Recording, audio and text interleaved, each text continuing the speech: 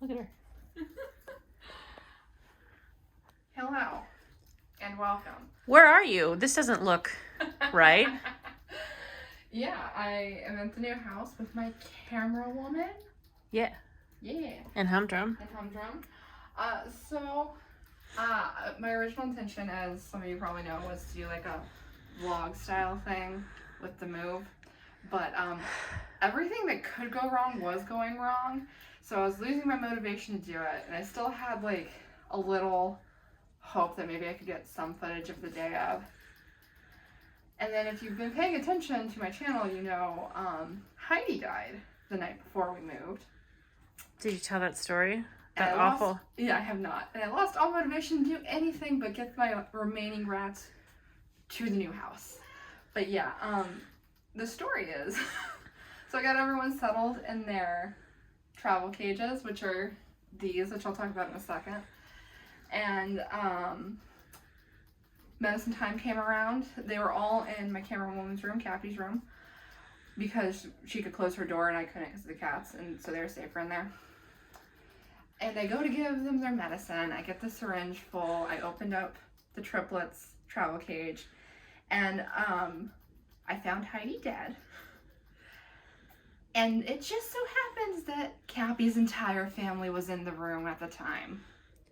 Yeah, most of them. My mom, my sister, and one of my brothers were all there. I was eating a Subway sandwich on my bed.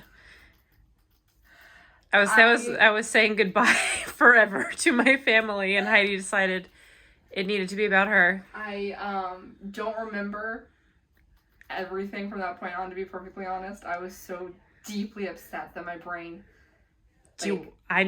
cut some of it out, basically. I remember if you want me to recant. Sure.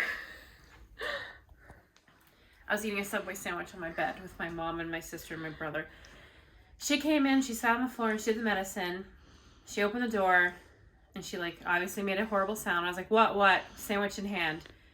And she said, Heidi's dead. And she started crying. And she picked her up and held her. And my mom and my brother and my sister did not know what to do. So I put my sandwich down and I went over to her. And she was holding Heidi and crying a lot and apologizing while my mom was saying, you didn't do anything wrong. You took really good care of her. Just momming her. Yeah. Of course.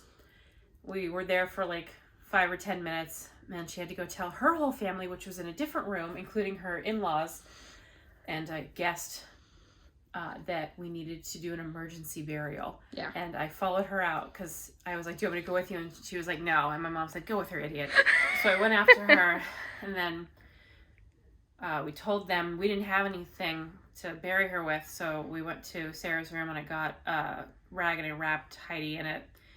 She called Kendra, our friend, and we got little paw prints. Well, we don't have them right now. We got little paw prints from Kendra made for us. Yeah, she said she's going to send them tomorrow. I'll be sure to show them in a future video. And we buried Heidi under a lemon tree in our friend's backyard so that she wasn't in a backyard of a house no one was going to be at anymore. Yeah, I felt like I would have been leaving her behind if I buried her in our backyard. Yeah. For context, this was 7 o'clock on Friday night, so all the vets were closed, and we were leaving at 3 a.m. Right, so there is going to be a paw print at least, which is good, and Heidi is in our friend's backyard. Yeah, but she's going to grow some lemons. That's what happened. Which might sound gruesome, but I actually think it's beautiful, which is why I said that. I think that's nice. But Heidi is taken care of, and then Riff Raff and Sailor were fairly okay. Yeah. So, I still want to do a video explaining how you move rats. We moved ours 17 hours away.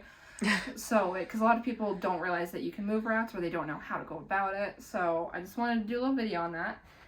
Even, I wish I could have done the vlog, but I promise you would not have wanted to see me after Heidi passed away. I was not doing good. The problem is neither of us were doing good. I was supposed to do stuff for our book channel.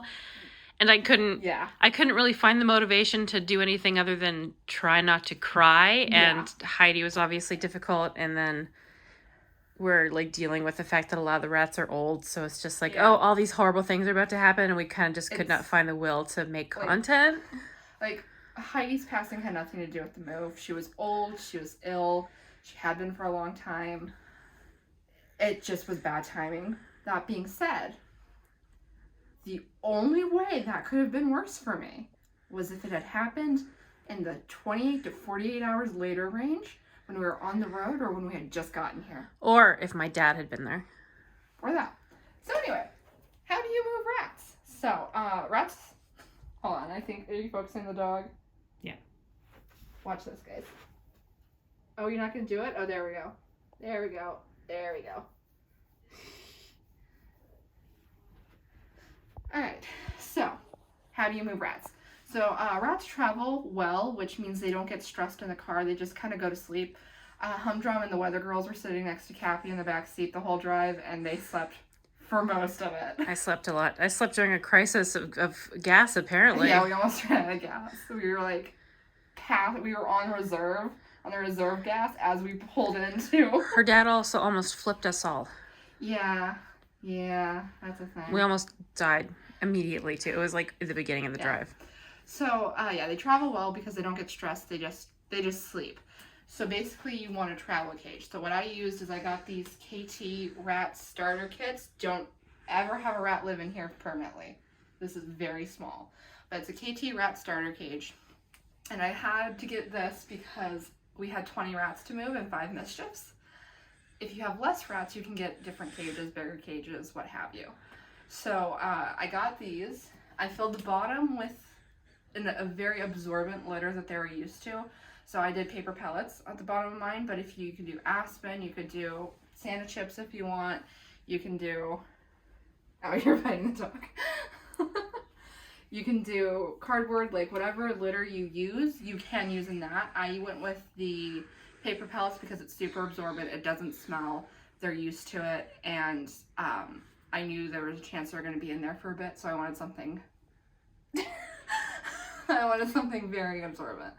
And then I gave them all a hammock that hung low enough that they couldn't hurt themselves and a hide so that they had options of places to sleep. And depending on how far you're moving, what size the cage is, you can give them enrichment. So I gave them all nesting material so that they could chew it up and stuff. And then finally, the biggest thing is how to keep them nourished. So for hydration, you can put a water bottle in there, but the rattle of the car is going to make the little ball bounce up and down and it's going to leak. So what we did was we got melon and cucumber, very watery foods for them to eat. Mine didn't eat the cucumber, but I didn't find any of the melon.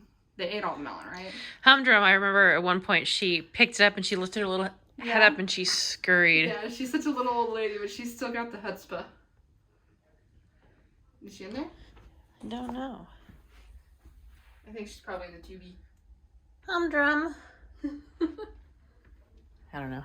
But yeah, so obviously they wanted melon because it was sugary, but like also it provided a lot of hydration, so I don't care if they got a lot of it. And then finally, how do you give meds on the road? I did it in gas stations. And we would pull over and I'd do the meds, and it was pretty simple. My girls aren't that difficult with meds. I would say don't open the cage while you're in the car because they could try to get out, and the last thing you want is a rat loose in the car. I also brought some of my carriers with me in our U-Haul just so that if they did chew out of the cages, I'd have somewhere to put them. Ma'am, is this about you? Is this about you? And yeah, that's basically it. So you get a small travel cage, you get some kind of watery fruit or vegetable. I also scatter fed them a ton of food. I just like all over the cage. I gave them some nesting material for entertainment. You can also put foraging toys in there. And then you just put them in the car as securely as possible. Sometimes that will mean strapping them into the seat. We had so many cages that I kind of just lined the back of our SUV with them, and then Humdrum and the Weather Girls were sitting next to her, sideways and tilted back slightly so they didn't want to fall forward, and we stuffed stuff under the cage as well to keep them safe.